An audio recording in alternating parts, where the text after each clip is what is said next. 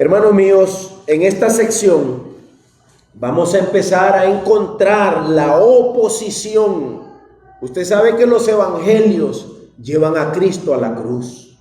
Cristo tiene que morir. Es imposible pasar por los evangelios sin que nosotros lleguemos a tener esta visión de un Cristo muerto.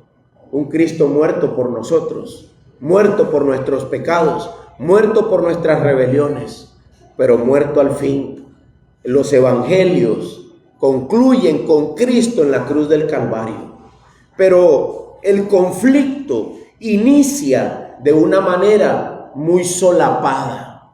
El conflicto inicia en una lucha, una divergencia entre la religión, entre las prácticas religiosas, entre el hombre y sus ideas, contra Dios y su misericordia, Dios y su compasión, Dios y su bondad infinita, Dios que si se levantara, dice el salmo que leímos, y tomara en cuenta nuestras iniquidades, nadie quedara de pie.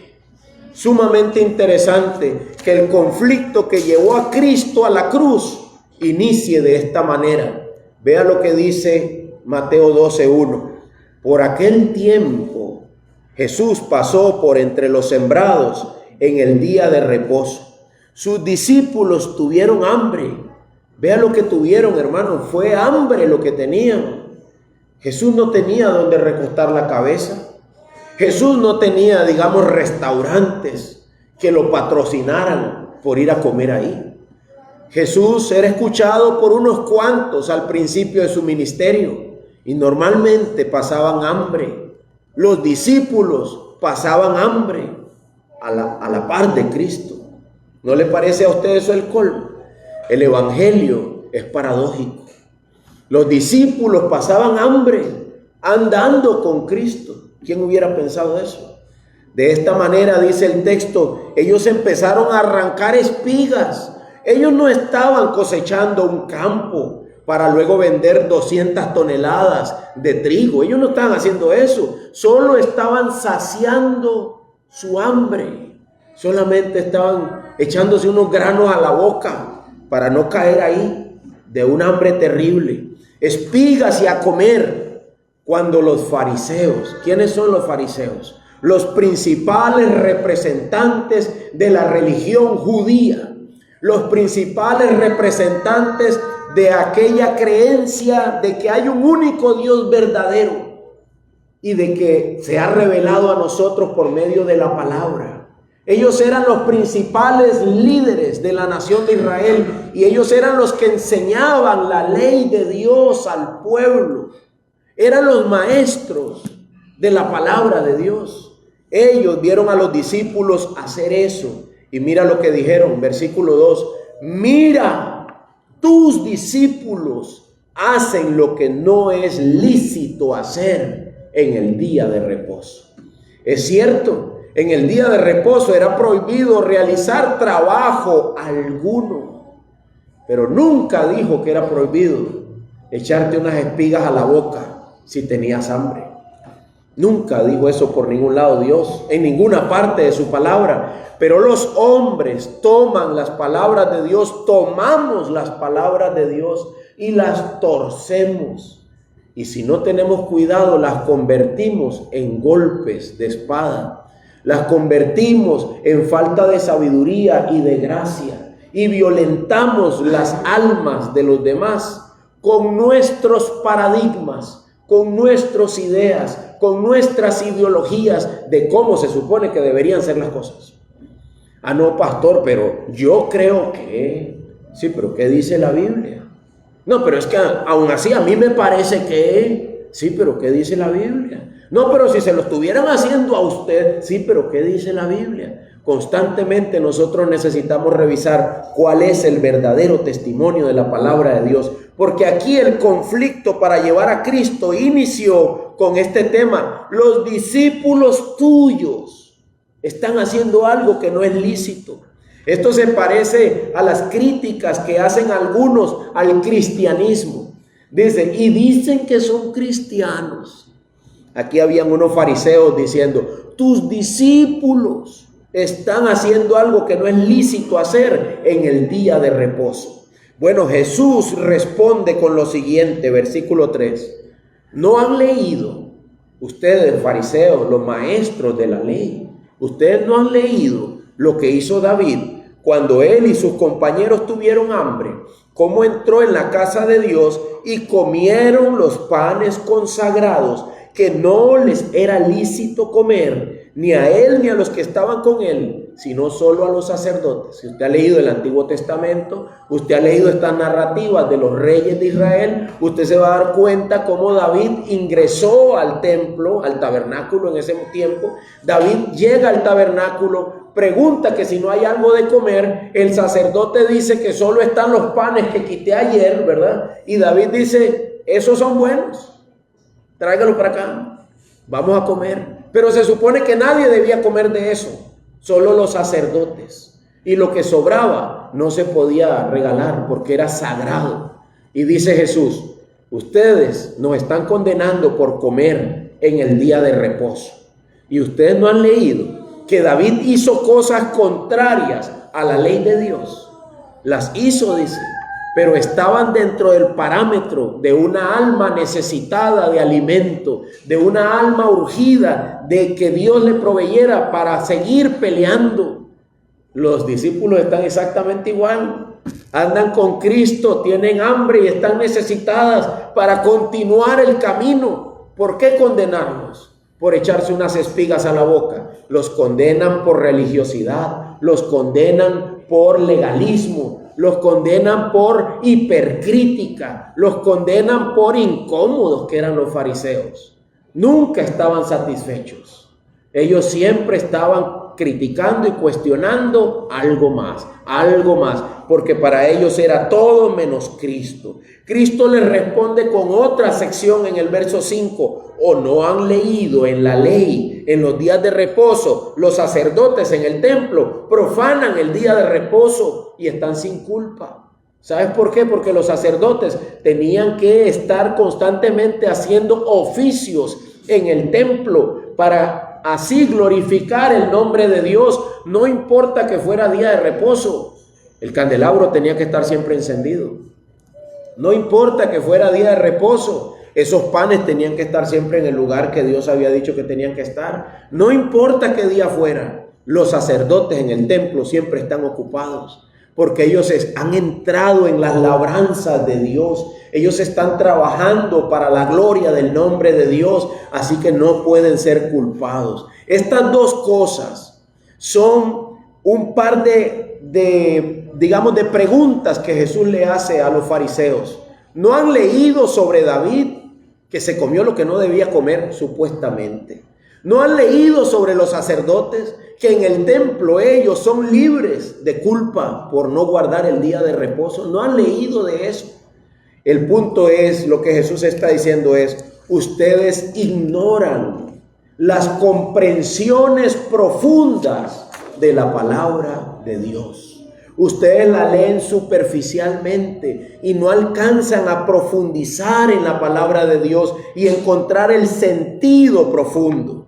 Jesús termina diciendo en el verso 6: pues les digo algo, uno o algo mayor que el templo está aquí. Jesús dice: pasan tan por encima que nunca se dieron cuenta frente a quién están. Yo soy más que el templo. Si los sacerdotes en el templo son sin culpa, estos hombres no tienen ninguna culpa porque están conmigo. Y yo soy más que tus tradiciones. Yo soy más que tus costumbres religiosas paganas. Yo soy más que tus ideologías y todo lo que has aprendido que supuestamente se llama cristianismo. Dice Cristo: yo soy más. Yo soy más que todo eso. El capítulo 12 es una sección que yo titularía de manera general: algo más grande que. Ya lo verán después, ¿verdad? Pero este es el primer algo más grande que, y es el primer punto de nuestro sermón. Tenemos esperanza en Cristo. Él es la esperanza de las naciones. Tenemos esperanza en Él por su identidad. ¿Por quién es Él? Su identidad. ¿Quién dice Él que es? Uno más grande que el templo. Para empezar, dice Cristo, por eso estos hombres son inocentes, porque están conmigo. Y yo soy uno más grande que el templo. Esto es increíble, hermanos, esto es glorioso. La forma en que está desafiando el sistema religioso judío de ese tiempo, la manera en que le lleva la contraria sin temor alguno y establece un parámetro que no era nuevo, solo que los judíos nunca lo vieron. Nunca lo vieron. Este es el punto esencial de toda la narrativa. ¿Ante quién están los hombres? En el momento en que Cristo se encarnó. ¿Ante quién está la humanidad cuando le exponen el evangelio? ¿Ante quién, hermano? Ante uno mayor que el templo. Dice la gente, ay, viene ese predicador de tradiciones. Ay, qué pereza. ¿Para qué lo dejaron hablar? No, mi hermano, no, mi amigo, si lo que te proclaman es el evangelio, tú estás ante algo más grande que el mundo entero. Tú estás ante algo glorioso. No estás ante cualquiera. Estás escuchando claramente la voz de Cristo. Y Él es más grande que cualquier ideología humana, que cualquier parámetro terrenal que los hombres hayan desarrollado. Cristo dice, algo más grande que el templo está aquí. Y ustedes no se han dado cuenta. Por su lectura miope de la Biblia, por su comprensión liviana de las Escrituras. Por eso es que nosotros decimos y cantamos, Padre, muéstranos a Cristo. Porque yo no lo puedo ver bien, porque yo soy igual que esos fariseos. Yo puedo ver bien las reglas, las normativas. Yo puedo ver bien eso. Pastor, porque usted no hace algo para que apaguen el celular todo mundo. ¿Por qué no hacen aquí con una interferencia para que a nadie se le encienda el celular en la reunión? Sí, hermanos, eso es fácil verlo. Pero a Cristo no es fácil verlo. Y es a Él a quien yo ocupo ver. Él es el más grande. Él es el poderoso. Él es el digno de gloria. Así que vamos aplicando esto a nuestra vida. Escucha, hermano mío. Cuando los hombres con H mayúscula, los seres humanos, blandean o sacan sus críticas ante el evangelio, ante Cristo, ante la iglesia, cometen el error de ignorar ante quién están. Cada vez que la lengua de alguien se mueve para hablar algo en contra de Dios, de su palabra, de la iglesia, de aquellos que siguen al Señor, esa persona comete el error de ignorar ante quién está. Recuerda eso. A Pablo se le fue dicho, dura cosa es patear el aguijón, Saulo. Porque Saulo perseguía a la iglesia de Cristo, pensando que estaba haciendo algo que glorificaba a Dios. No vaya a ser que seamos encontrados nosotros haciendo lo mismo. Recordemos, Cristo es mayor. Recordemos algo más, la historia de la humanidad, la historia de los hombres no son, ¿verdad? No es la historia del hombre por sí mismo, es la historia de Dios.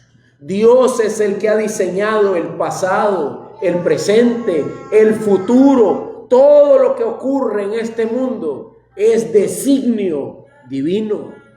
Así que también yo, cuando protesto por algo que ocurre, podría estar protestando contra alguien que es mayor, algo que es más grande y que yo no he tomado en cuenta.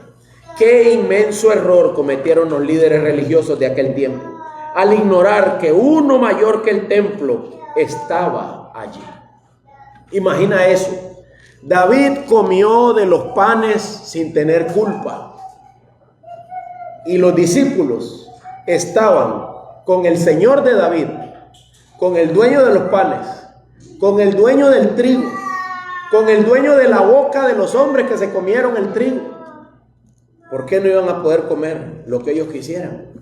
El mismo aire que respiraban esos discípulos era propiedad de Dios completamente, y Dios estaba con ellos encarnado, y los fariseos no se dieron cuenta. Lo segundo que vemos en el texto, hermanos, es la autoridad de Cristo. Lo primero es su identidad. Lo segundo, su autoridad. Dice el verso 7, pero si ustedes hubieran sabido lo que esto significa. El problema es que los fariseos no sabían algo. Misericordia quiero y no sacrificio. En ese momento Jesús les está citando las escrituras del Antiguo Testamento. Misericordia quiero y no sacrificio. Si ustedes hubieran entendido eso, no hubieran condenado a quienes, como les dice Cristo a sus discípulos que se echaron unas espigas a la boca.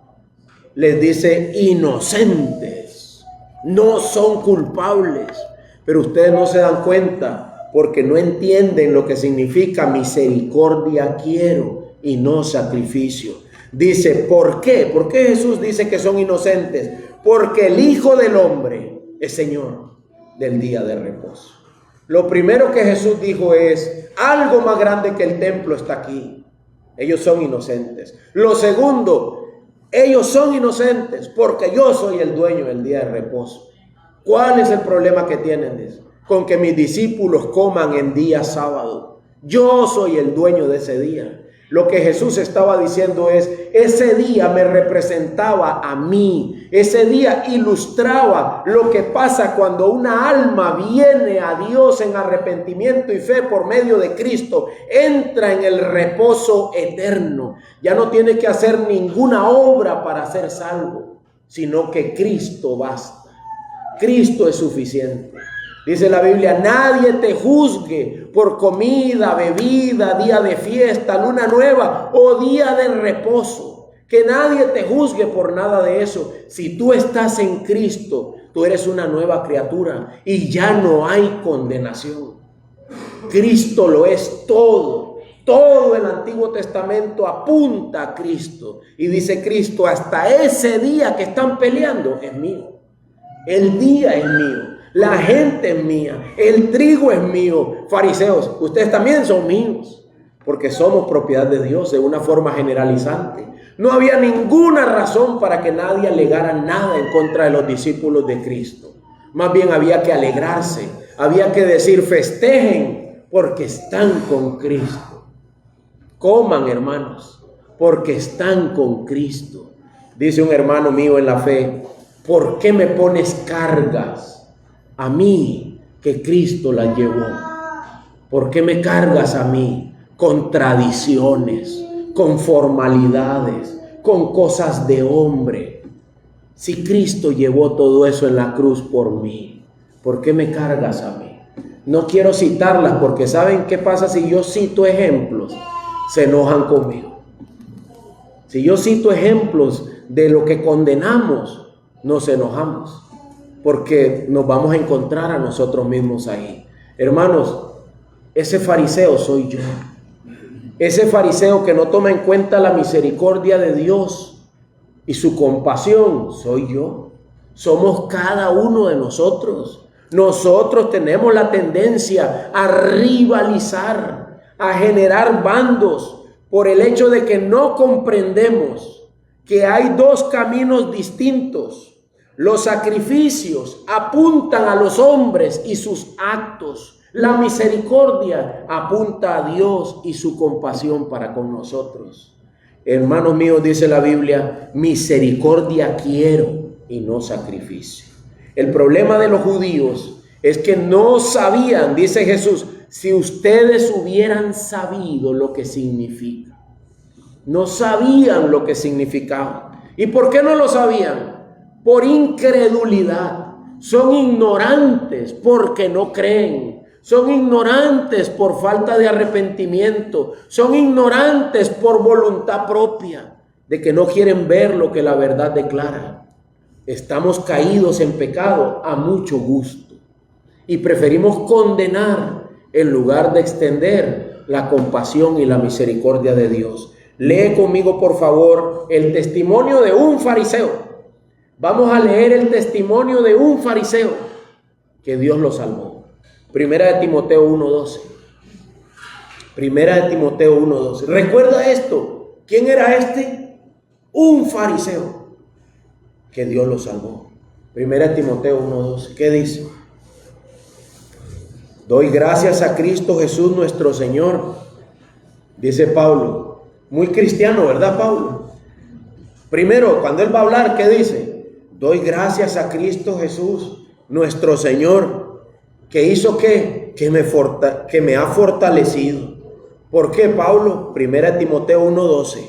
¿Por qué, Pablo? Porque me tuvo por fiel, poniéndome en el ministerio. Doy gracias a Jesús nuestro Señor.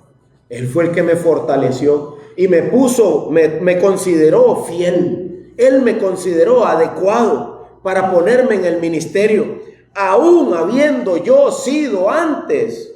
Vea cómo se castiga él: blasfemo, perseguidor y agresor. Sin embargo, se me mostró lo que yo no sabía tampoco es. ¿Qué se le mostró a Pablo? Misericordia, misericordia, porque lo hice por ignorancia, en mi incredulidad. Verso 14. Pero la gracia de nuestro Señor fue más abundante. Me trajo fe y me trajo amor. Y eso se halla en Cristo Jesús. Dice Pablo, heme ahí. Yo era uno de esos. A los pies míos pusieron la ropa de un hombre llamado Esteban, uno de los diáconos de la iglesia, que mientras moría, su rostro se iluminó como un ángel. Y ahí pusieron la ropa y dijeron, ya lo matamos, Saulo, ¿estás contento? Tu orden se cumplió. Dice Pablo, yo maté a Esteban. Dios tuvo de mí misericordia. Hermanos míos, ¿habremos sido encontrados nosotros con la espada en la mano, matando gente? Matando gente. Dice Cristo, ustedes no saben de qué espíritu son. ¿Se acuerdan? Los Boanerges. Eso quiere decir los hijos del trueno. Jacobo y Juan. Juan después es llamado el discípulo del amor, porque Cristo lo amó y él amó a Cristo de una manera increíble. Pero antes, ¿sabe cómo lo apodaban? Boanerge. Y eso significaba hijos del trueno. Ellos decían cosas así: Señor, haz que lo parta un rayo a ese, ya. Mátalo, Señor, mátalo. Eran los hijos del trueno. Y Cristo les dijo, ustedes no entienden de qué espíritu son. No entienden para qué yo los llamé. No entienden cuál es la idea del evangelio. Evangelio significa buena nueva de gran gozo. La idea es esperanza, compasión, misericordia, bondad, amor, paciencia, gozo, paz. En ningún lado hay truenos y rayos. Todavía no. Eso dejémoselo a Cristo, porque cuando Cristo vuelva, Él traerá su justicia. Pero mientras nosotros estamos siendo considerados inocentes por la pura gracia del Señor. Dice Cristo, si ustedes hubieran entendido lo que significa misericordia quiero, si lo hubieras entendido, no lo hubieras criticado tanto. Si lo hubieras entendido, no hubieras andado hablando de Él tanto. Si lo hubiéramos entendido, yo predicaría diferente. Hermanos, todos necesitamos entender esto. Todos. Cada vez que yo veo mis sermones, yo digo, no me quiero ver. Me doy asco. No predico con la gracia que quisiera tener. Eso veo yo, ¿verdad? Si usted ve lo mismo, ya somos dos. Necesitamos más compasión, más bondad, más misericordia, usar más los métodos de Dios. El Señor te bendiga y te guarde y haga resplandecer su rostro sobre ti. El Señor tenga de ti compasión. El Señor te bendiga y te guarde. Necesitamos más los métodos de Dios que los nuestros. Ira, enojo, pleito, contiendas. ¿Verdad? Eso suena más como yo. Ira, enojo, pleito, contiendas, chismes, críticas. Eso se parece a mí. Pero misericordia quiero y no sacrificio. Dice el Señor, mira, yo no estoy contabilizando a cuántos cultos vienes. Entonces ya no vuelvo, pastor. No, la idea es que vuelva. Dice la Biblia, no deje de congregarse como algunos tienen por costumbre.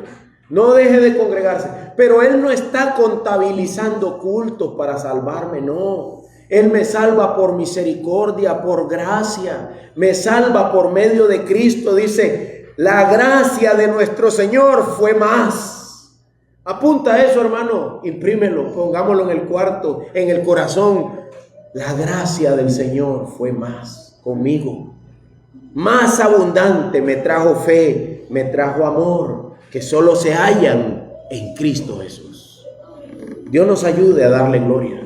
Lo que Jesús reclama a los fariseos es un indicador de que la fría e impersonal dinámica de vida religiosa, basada en la crítica, en el cuestionamiento de todo lo que me rodea y enfocada en lo externo y en lo que no me parece bien, no es la senda de la fe cristiana.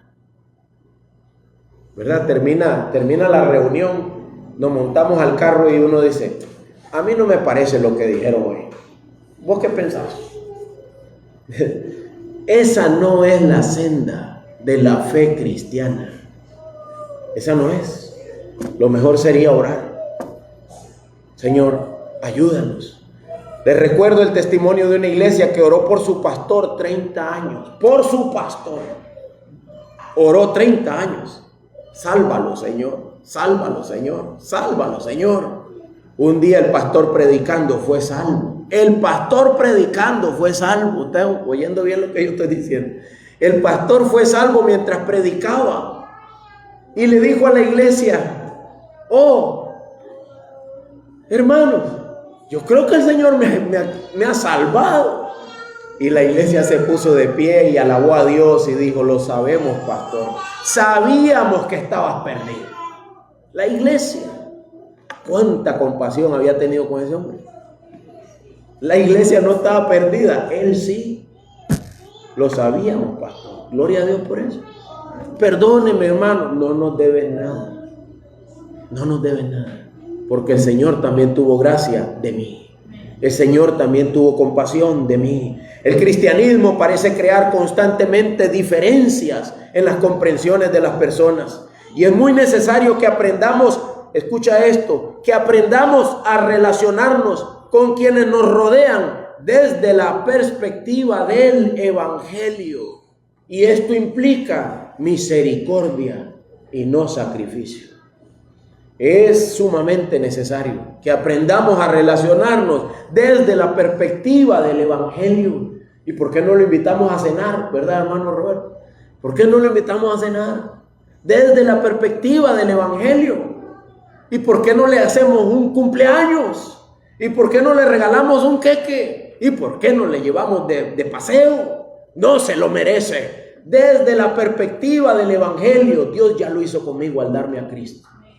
¿Por qué yo no he de darle al otro? Si tu enemigo tiene hambre, ve cocinándole. Quiero unos espaguetis hoy, ¿verdad? Por aquello. Si tu enemigo tiene hambre, ve cocinándole. Ve cocinándole. Ascuas de fuego amontona sobre su cabeza. Ahí está, pastor, Dios lo va a quemar y lo va a hacer chicharrón en el infierno. No es lo que significa. Significa que le vas a ablandar el corazón por medio de tu amor, el mismo que Dios nos ha mostrado a nosotros. El mismo. Hermanos míos, necesitamos repensar nuestros métodos. Básicamente, los líderes religiosos confundían la fe cristiana. Pensaban que Cristo era un representante del fariseísmo. ¿Me explico? Llegan y le dicen, tus discípulos, maestro, tus discípulos quebrantan el día de reposo y tú eres un maestro de la ley, tú deberías hacer valer la ley. Y Cristo dice, no tienen ni idea de con quién están hablando. Yo no represento sus ideologías, yo no represento sus vanas ideas sobre cómo debería ser la fe. Nunca entendieron, dice, que lo que quiero es misericordia y no sacrificio. No quiero más. No represento tu ira. No represento tus requerimientos ni tus demandas. No represento eso. A menudo yo voy a criticar, ¿verdad? Porque ¿cómo puedo dar un ejemplo? Pero mi ánimo no es criticar, es ejemplificar. A menudo veo pastores haciendo videos analizando algo. Es que yo vi lo que pasó con el pastor tal, tengo que dar mi opinión. Y yo digo, Señor, ayúdame y ayúdanos. Porque yo no sé si Dios represente mis opiniones sobre esto, sobre aquello, sobre lo otro. Hermano, yo tengo un canal ahí de WhatsApp. Ahí lo que pongo son como cosas que vienen a mi cabeza, pensamientos. Los comparto por si en algo te ayudan. Nada más. Si no los quieres tomar en cuenta, no los tomes en cuenta. No importa. Lo importante es que tú puedas experimentar la misericordia de Dios en Cristo. Eso es lo importante. Porque Cristo, yo creo que mucho de lo que nosotros demandamos, Cristo no lo representa. Los fariseos pensaban que Cristo iba a defender lo que ellos pensaban. Y Cristo dice, ustedes ignoran lo que las Escrituras dicen. Ustedes no profundizan en el mensaje correcto de la Biblia. ¿Sabes cuál es el mensaje correcto de la Biblia? No hay justo ni aún uno. No hay quien haga el bien, ni siquiera uno. Pero Dios tuvo en nosotros misericordia y envió a su Hijo, el cual se entregó por nuestros pecados, el justo por los injustos, para llevarlos de vuelta a Dios. Es un puro acto de bondad y la muestra de que Dios el Padre estuvo satisfecho con tal sacrificio es que lo resucitó al tercer día. Cristo volvió a la vida y está sentado a la diestra del Padre, y desde ahí, ¿sabes qué hace? Intercede por nosotros. Desde ahí no me está juzgando, desde ahí no me está criticando, desde ahí está a mi favor. Hermanos míos, debemos considerar la senda que hemos seguido y preguntarnos si eso tiene algo que ver con Cristo. Porque Cristo no representa la hipercrítica. Cristo no representa mi, digamos que sería como mi inquietud, que todo me molesta. Y tengo que dar mis puntos de vista porque estoy molesto por eso. Cristo no representa eso. Escucha, hermano, por favor. La fe cristiana implica, conlleva agotar primero el recurso de la fe misma. La fe cristiana conlleva agotar primero el recurso de la fe misma. ¿Y cuál es ese recurso? Misericordia. Misericordia. Primero, pastor, estemos seguros de que hemos tenido toda la compasión que pudimos haber tenido. Primero estemos seguros de eso. ¿Verdad? Primero estemos seguros de eso. De que hemos ido 7 millas extra de compasión, de misericordia y de bondad. Pero los líderes de aquella época no lo entendían. No entendían eso. Dice el versículo 9. Pasando de allí, entró en la sinagoga de ellos. Y había un hombre que tenía una mano seca. Y mira lo que hicieron los fariseos. Y para poder acusar a Jesús, le preguntaron, ¿es lícito sanar en el día de reposo? Ya les había dicho que él era el dueño del día de reposo. Ya les había dicho que estos hombres eran inocentes, que no habían cometido ningún mal. Y ellos siguen insistiendo. Van detrás de él, lo siguen a la sinagoga, buscan al enfermo y dicen, ¿es lícito curar a este hombre en el día de reposo? Queremos saber. Siempre en una actitud acusativa, siempre en un proceder vengativo, buscando el mal. Jesús dice en el verso 11, ¿qué hombre habrá de ustedes que tenga una sola oveja? Una sola oveja. Si esta le cae en un hoyo en el día de reposo, ¿no le echa mano y la saca? Claro que sí lo hacían. Dice Jesús, pues ¿cuánto más vale un hombre que una oveja? Eso, hermanos, está en signos de admiración. Siempre me acuerdo, hermano Dani, que dice, léalo como dice ahí, ¿verdad? Pues ¿cuánto más vale un hombre que una oveja? ¿Cuánto más vale un hombre que una oveja? ¿Es lícito tener compasión de una alma? ¿Cuánto más vale un hombre que una oveja? ¿Verdad? ¿Es lícito tener compasión? Algunos han salido de en medio de nosotros por sus pecados. Hermano, no crea que yo me enojo si usted sale corriendo y lo busca. Yo no me enojo. Pero búsquelo bien, ¿verdad? Con el evangelio. Vaya a él, búsquelo. A mí no me enojo. Porque por medio de la conciliación de otro, Dios puede traer al hermano de vuelta. ¿Por qué alguien va a estar enojado? Uy, mira, volvió ese que hizo tanto mal. Hizo llorar al pastor, ¿verdad? Qué bárbaro ese hermano, ¿cómo fue a buscarlo? ¿Lo hubiera dejado en el infierno? No. ¿Cuánto más vale un hombre? ¿Cuánto más vale un alma? Hermanos míos, la obra del Señor no es de hombres, es del Señor.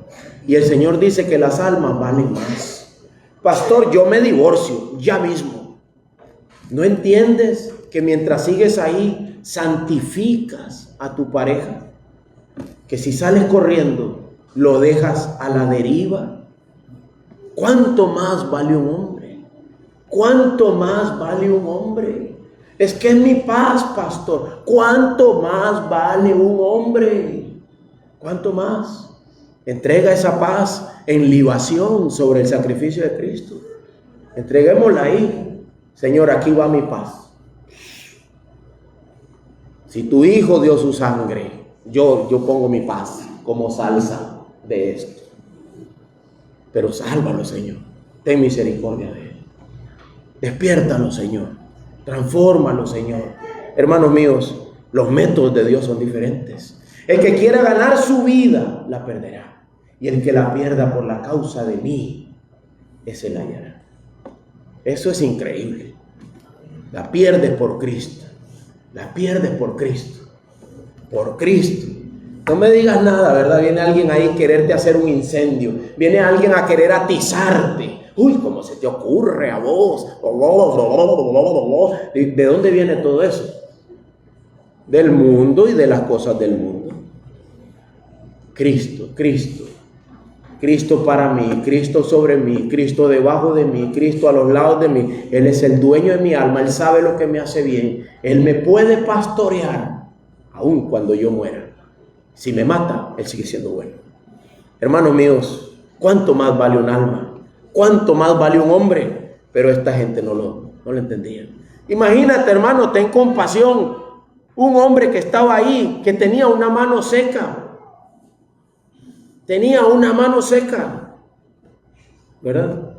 Ellos no querían que fuera sanado, porque era día de reposo. Me encanta lo que Cristo hizo después. Sanó a un montón de gente en el mismo día, ¿verdad? Es como quien dice, el que no quiere caldo, 300 tazas de misericordias. Sanó un montón de gente al final, ahorita lo vamos a ver.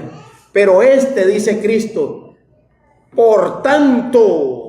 Me encantan esos términos legales, hermana Mónica. Estos del evangelio, ¿verdad? Por tanto, es lícito sanar, hacer bien en el día de reposo. Es lícito tener compasión. Es lícito extender misericordia. Es lo permitido, es lo deseado, es lo anhelado, es lo que se busca. Entonces Jesús dijo al hombre, oigan esto, solo le preguntaron, lo usaron para preguntar, y Jesús le dice, extiende tu mano. Y la extendió y le fue restaurada, sana como la otra.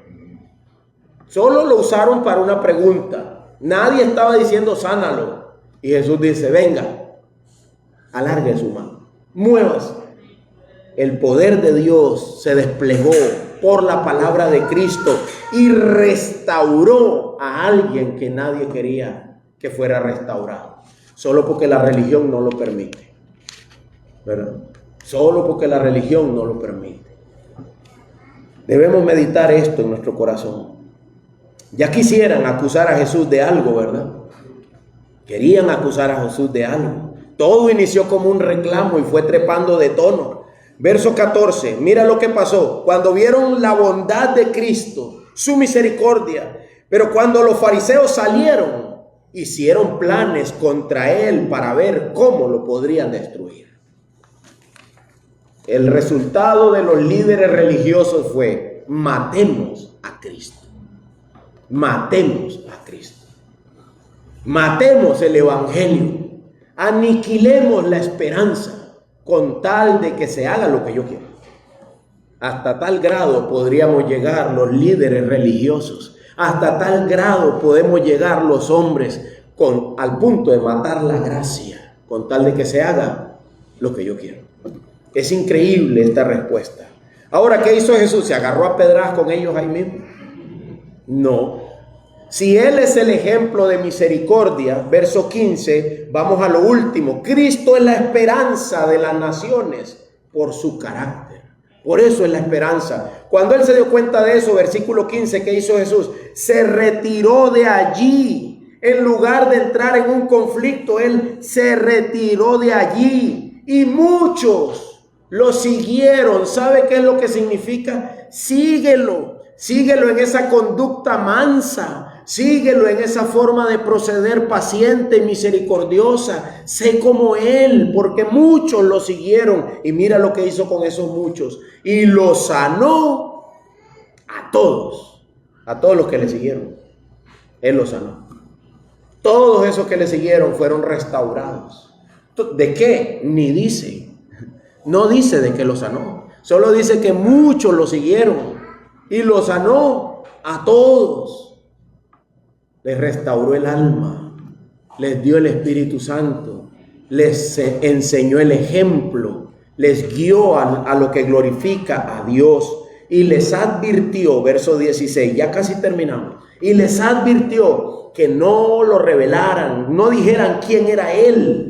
¿Por qué? Ahí dice por qué, verso 17, para que se cumpliera la Escritura. ¿Y qué es lo que decía la Escritura? Verso 18, este es mi siervo, a quien he escogido, mi amado, en quien se agrada mi alma. Sobre él pondré mi espíritu, y a las naciones proclamará justicia. ¿Y cómo es ese siervo? Verso 19, él no es peleón.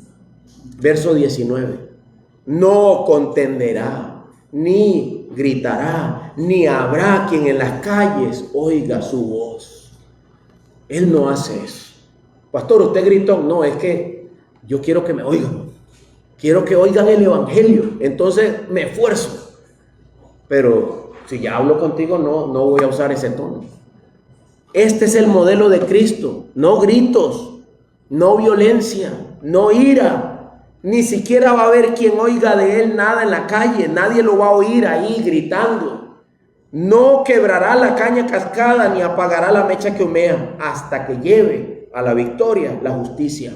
Y aquí viene. Y en su nombre las naciones pondrán su esperanza. ¿Por qué Él es la esperanza? ¿Por qué? Por su carácter. ¿Cómo dijo Él que era? Manso y humilde de corazón. Un siervo sufrido y sufriente. Y lo que esperaban los judíos era un libertador mesiánico, un poderoso que nos quite a Roma de encima. Y nunca lo recibieron. Recibieron a un siervo sufriente. Recibieron a uno que no se vitorea, que no se afama, que es humilde, que se aparta, que mejor no sigue la bulla, que no es parte del escándalo. No hace nada de eso. No cambia las palabras para sonar más interesante. No busca una forma de hacer que a la fuerza lo escuchen. Él no hace nada de eso. Hermanos míos, debemos tener presente que Él es mayor que el templo. Y sin embargo, se enfoca en la misericordia. Debemos tener presente que Él es el dueño del día de reposo.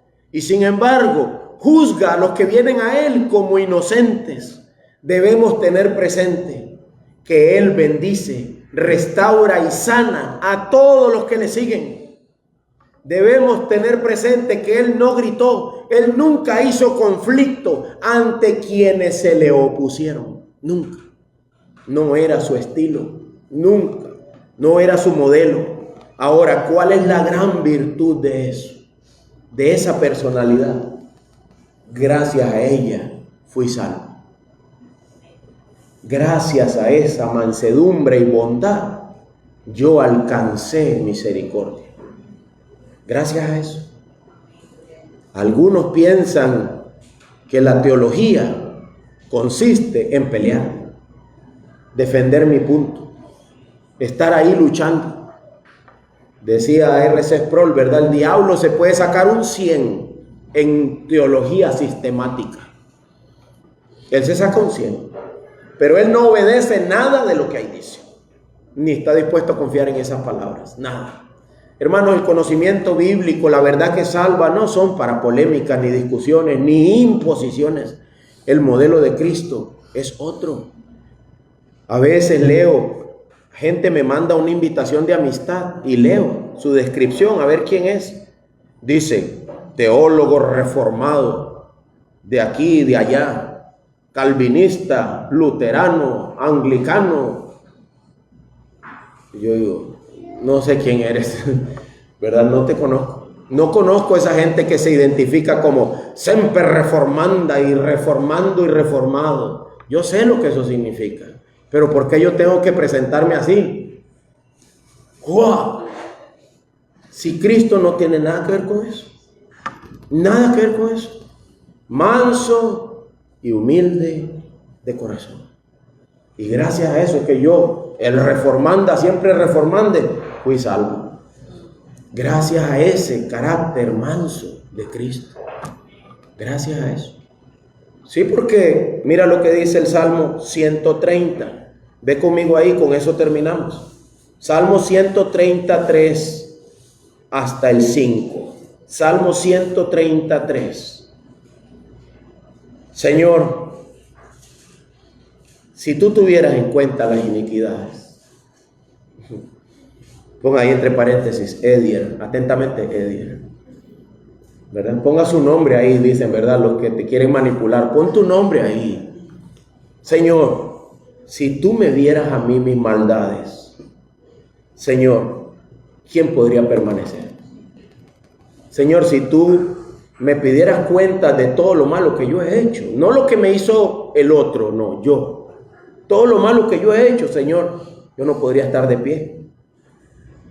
Evangelio, verso 4. Pero en ti hay perdón para que seas temido. Pero en ti hay perdón. Me da temor tu bondad, Señor. Es increíble. Eres glorioso por tu carácter manso, paciente y misericordioso. Espero en el Señor, en Él espera mi alma, dice el verso 5, y en su palabra tengo mi esperanza. Espero en Él, no en mí, sino en Él y en su gracia.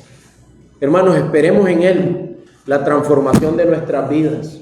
Esperemos en Él la transformación de quien nos hace mal. Algo que mi carne no quisiera escuchar. Tu enemigo lo que necesita es a Cristo. Dáselo. Tú lo tienes. Dáselo. No le des Edier. Dale Cristo. Dale Cristo.